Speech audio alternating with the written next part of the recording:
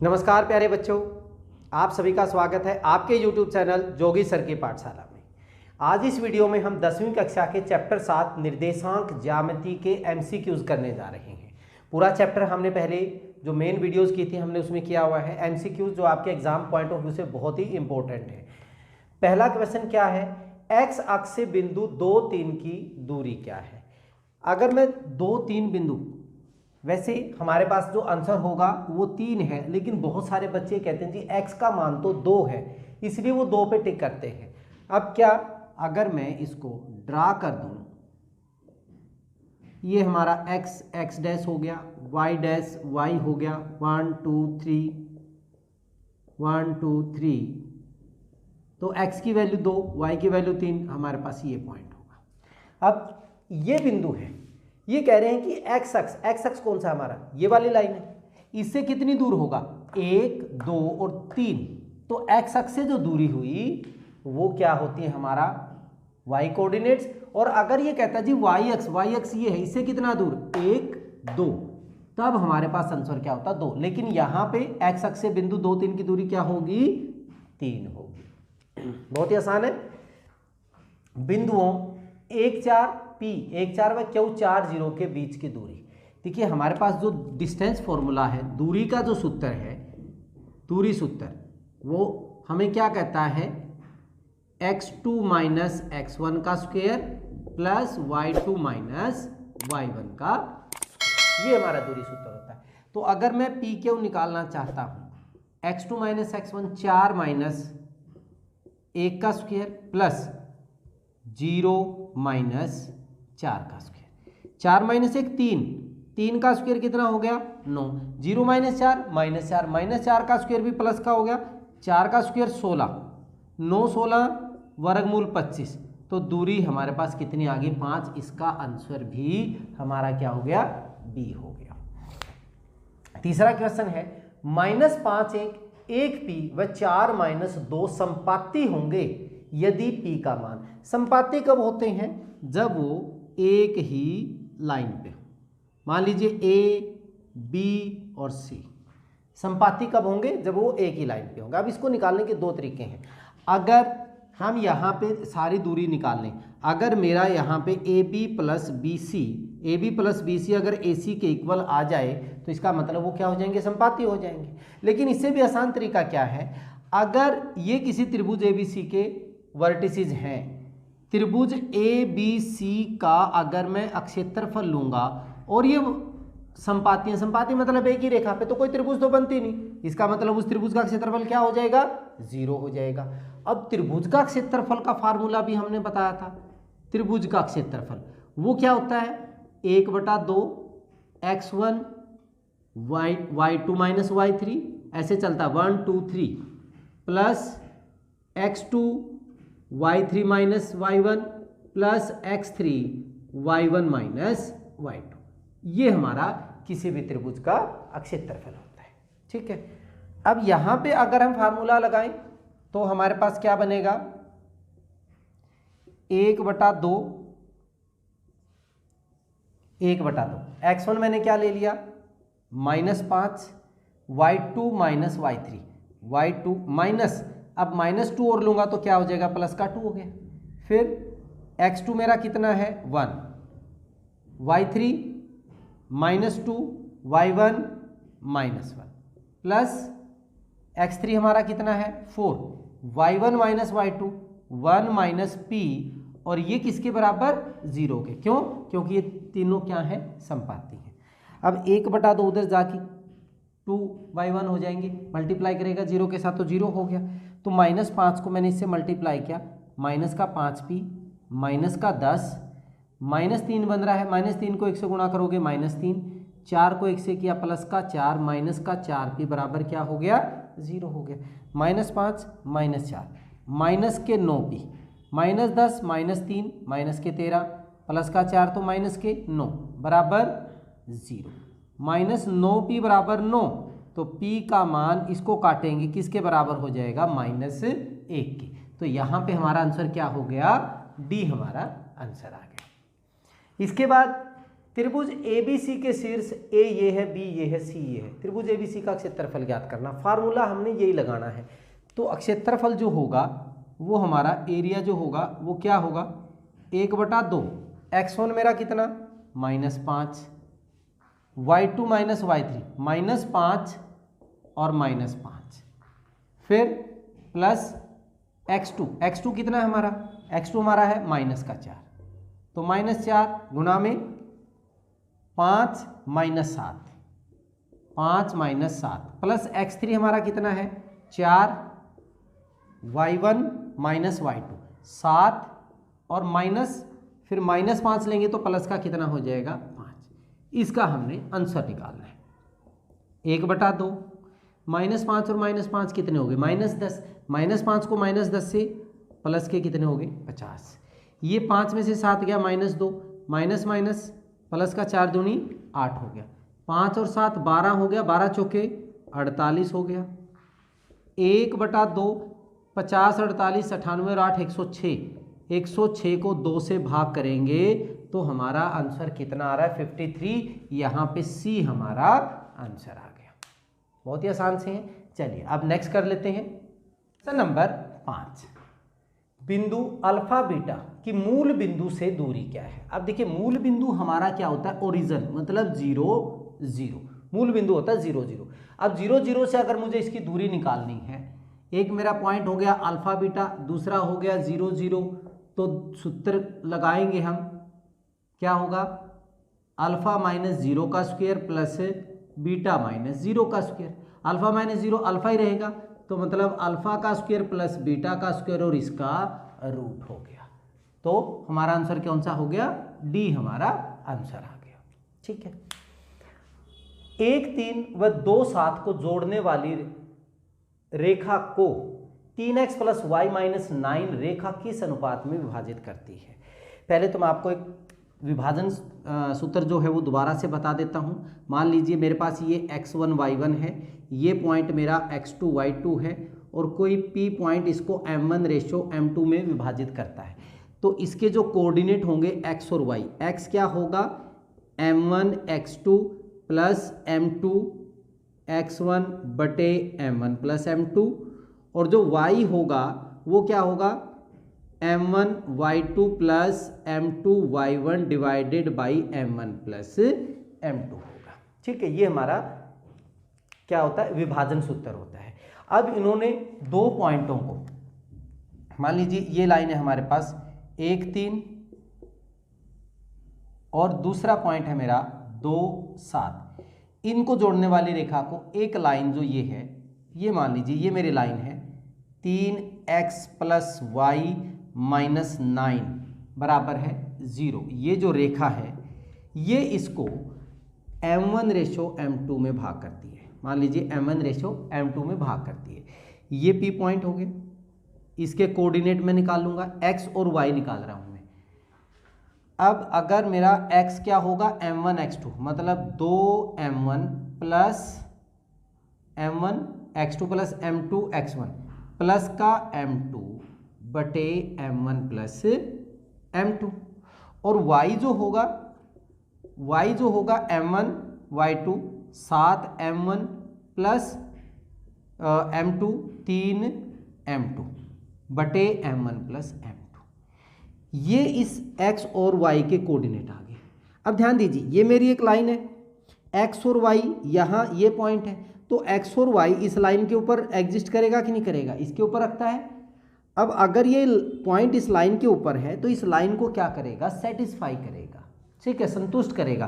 तो x और y का मान मैं इसमें रख रहा हूं, तो 3 गुणा में x मतलब 2m1 + m2 बटे m1 + m2 प्लस का y 7m1 प्लस का 3m2 बटे m1 + m2 और माइनस का 9 किसके बराबर होगा 0 के बराबर।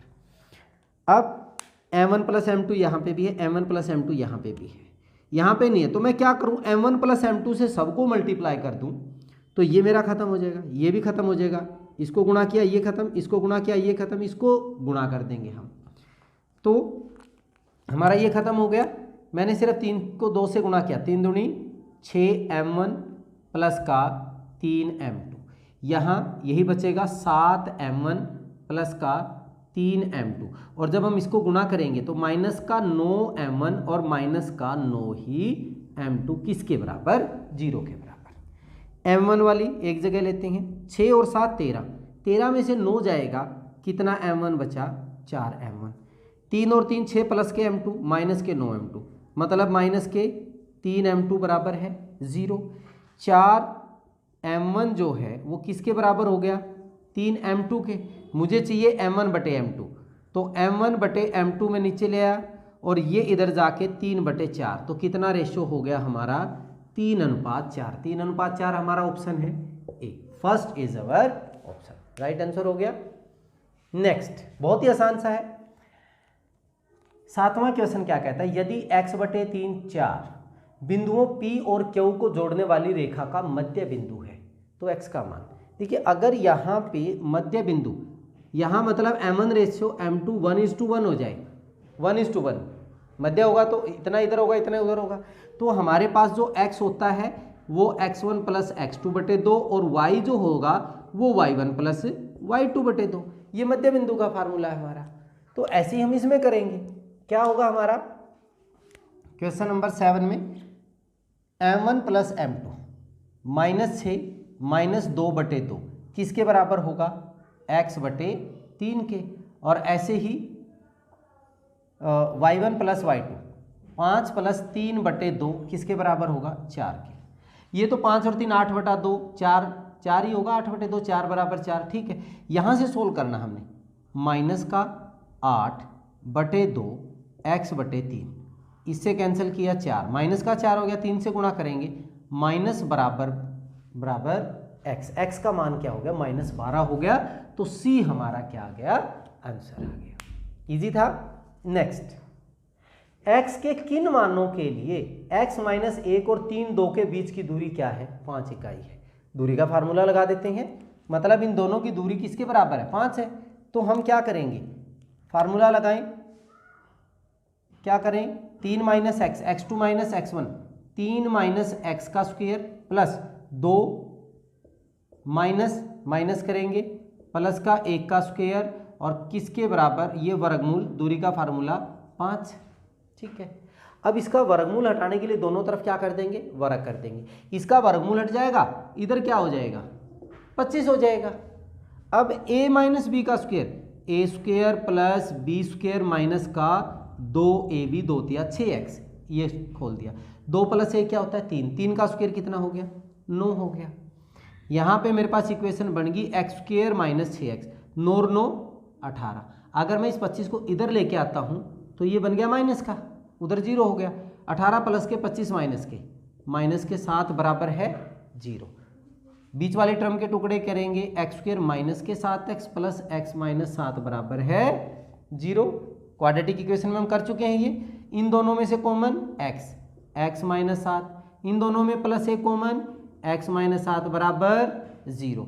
क्या बन गया, x - 7, यहाँ पे बचा x प्लस का 1 बराबर 0, तो x - 7 बराबर 0 और x प्लस 1 बराबर 0।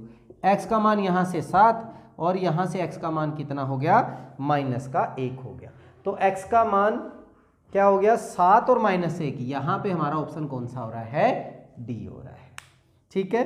चलिए नेक्स्ट करते हैं, क्वेश्चन नंबर 9, त्रिभुज ABC का केंद्रक ज्ञात करो जिसके शीर्ष 0 6 8 12 और 8 0 है। अब सबसे पहले हमें यह पता होना चाहिए कि केंद्रक होता क्या है, सेंट्रोइड जिसको हम बोलते हैं इंग्लिश में। अगर ये त्रिभुज ABC है मेरे पास, ABC, इस भुजा के मध्य बिंदु को मिलाने वाली रेखा ये क्या कहलाती है, इसकी माध्यिका कहलाती है। तो ऐसी सभी भुजाओं की माध्यिका होगी, इसकी भी कोई माध्यिका होगी और इसकी भी कोई माध्यिका होगी। ये किसी एक पॉइंट से गुजरती हैं और ये जो पॉइंट है ये कहलाता है केंद्रक। और केंद्रक का अगर मान लीजिए ये मेरे पास x1 y1 है, ये हमारा x2 y2 है और ये हमारा x3 y3 पॉइंट है, तो केंद्रक जो होगा x1 plus x2 plus x3/3 और y1 plus y2 plus y3/3 हमारा क्या होता है, केंद्रक होता है। ठीक है, अब बहुत ही आसान सा हो गया। तो केंद्रक अगर मेरा निकलेगा x1 0 प्लस 8 प्लस 8/3 और y वाला 6 प्लस 12 प्लस 0/3, 8 और 8 16/3, 6 और 12 18/3, तो 16/3 और 18/3 कट के कितना हो गया 6। तो मेरा आंसर कितना हो गया, बी इज माई आंसर। ठीक है, नेक्स्ट, यदि a1 2 b0 0 तथा CAB संपाती है, अगर संपाती है तो त्रिभुज ABC का क्षेत्रफल क्या हो जाएगा, 0 हो जाएगा। त्रिभुज ABC का जो क्षेत्रफल है पहले की तरह, इसमें क्या हो जाएगा 0। फार्मूला 1/2 x1, पहले भी हमने किया, x1 हमारा कितना है 1, y2 माइनस y3, तो 0 माइनस b प्लस x2 कितना है 0, b minus y3 minus y2, b minus 2 and plus y3 हमारा x3 हमारा कितना है a, y1 माइनस y2, तो 2 माइनस 0, और ये किसके बराबर 0 के बराबर। अब 1/2 बराबर 0, 2 तो उधर जाके 0 हो ही जाएगा। अब यहाँ पे 1 को माइनस बी से गुणा करूँगा, माइनस बी, 0 तो ये तो सारा ही 0 हो जाएगा। a को 2 से गुणा किया, प्लस का 2a बराबर 0। अब b उधर चला गया तो 2a बराबर b या 2a बराबर b, हमारा पहला ही आंसर आ गया इसमें। ठीक है, नेक्स्ट क्वेश्चन नंबर 11 क्या कहता है, p माइनस 1/7 व q 4 माइनस 1/7 q 4 माइनस 3 को जोड़ने वाली रेखा को 2:3 में भाग करने वाले बिंदु के निर्देशांक क्या है। अब मेरे पास दो बिंदु हैं और इसमें p है माइनस 1/7 और q है 4 माइनस 3, और मान लीजिए जो r पॉइंट है ये इसको किस रेशियो में भाग करता है, 2:3 में। तो इस r के निर्देशांक जो होंगे विभाजन सूत्र से क्या होगा, x क्या होगा m1 x2 मतलब 2 गुणा में 4 प्लस 3 गुणा में माइनस m2 x1 बटे 2 प्लस 3, और ऐसे ही अगर मैं y निकालूंगा m1 y2 2 गुणा में माइनस का 3 प्लस m2 y1 3 गुणा में 7 और बटे 2 प्लस का 3, ये बन गया हमारे पास 2 चौका 8, 8 में से 3 माइनस और बटे 5, y जो बना माइनस का 6, 3 सत्ता 21 बटे कितना हो गया 5 हो गया, 8 में से 3 गया 5 बटे 5 कट के कितना हो गया 1, ये बन गया हमारा प्लस का 15/5 कट के कितना हो गया 3, तो x का मान 1 y का मान 3 हमारा किस में बन रहा है, डी हमारा ऑप्शन आ गया। ठीक है, 12वां क्वेश्चन, पी क्यू किसी वृत्त का व्यास है, किसी वृत्त का जो व्यास है वो पी क्यू है और ओ उसका क्या है, केंद्र है। ये हमारा पी क्यू, ओ इसका क्या है, केंद्र है। केंद्र 2 माइनस 3 है। यदि क्यू जो है वो 1 4 है तो P के निर्देशांक ज्ञात करने, हमने P के निर्देशांक मान लीजिए मैंने x और y ले लिया, P के निर्देशांक हमने क्या ले लिए x और y, तो ये इसका मध्य बिंदु हो गया। अगर मध्य बिंदु हो गया तो हमारे पास क्या होगा x प्लस 1 बटा 2 किसके बराबर, 2 के बराबर। इसको सोल्व करूंगा मैं तो x प्लस 1 बराबर 4 और x का मान तो कितना आ गया 3, x का मान 3 केवल इसमें है तो हमारा आंसर तो ये आना चाहिए। चलो y का भी देख लेते हैं, y plus 4/2 y1 plus y2 बटे 2 किसके बराबर, -3 के। 2 को -3 से गुणा करोगे -6, y प्लस 4 तो y का मान इधर जाके माइनस का 10, 3 माइनस 10 हमारा आंसर क्या आ रहा है, ए आ रहा है। बहुत ही आसान से क्वेश्चन है। ठीक है, चलिए अब नेक्स्ट कर लेते हैं। बिंदु -4 7 की कोटि का मान क्या है। मैंने आपको स्टार्टिंग में बताया था जब हमारे पास x और y है, ये हमारा भुज होता है और ये हमारी कोटि होती है। तो यहाँ पे -4 साथ में कोटि कौन सी होगी हमारी -7, तो हमारा बी क्या आ गया, इसका आंसर आ गया। बहुत ही आसान सा है। नेक्स्ट क्या कहता है, त्रिभुज का परिमाप ज्ञात करो जिसके शीर्ष 0 4 0 0 और 3 0 हो।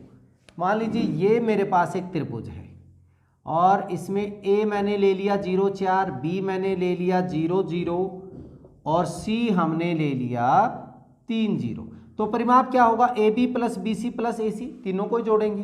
तो पहले हम ए बी निकालते हैं। ए बी का फार्मूला डिस्टेंस फार्मूले से x2 x1 का स्क्वायर 0 - 0 का स्क्वायर प्लस 4 - 0 का स्क्वायर, 0 ही रहेगा तो 4 - 0 4, 4 का स्क्वायर 16, 16 का वर्गमूल कितना हो गया 4। तो ए बी का मान मेरा कितना आ गया 4 आ गया।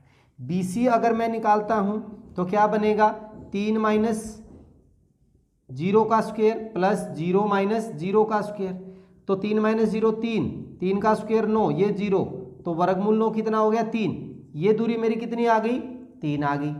अब इसके बाद ए सी अगर हमने निकालनी है तो x2 - x1 का स्क्वायर 3 - 0 का स्क्वायर प्लस 0 - 4 का स्क्वायर, 3 - 0 3, 3 का स्क्वायर 9, 0 - 4 -4 का स्क्वायर भी प्लस का 16, तो ये बन गया 25, 25 का वर्गमूल कितना होगा 5। तो ये डिस्टेंस मेरी कितनी आ गई 5। परिमाप क्या होगा 4 + 3 + 5, 4 3 7 और 5 12, 12 हमारा ऑप्शन कौन सा बन रहा है बी बन रहा है। ये भी बहुत ही आसान था। नेक्स्ट कहता है 15वां, बिंदुओं 3 - 1 व -6 5 को जोड़ने वाली रेखा को बिंदु P 2:1 में विभाजित करता है।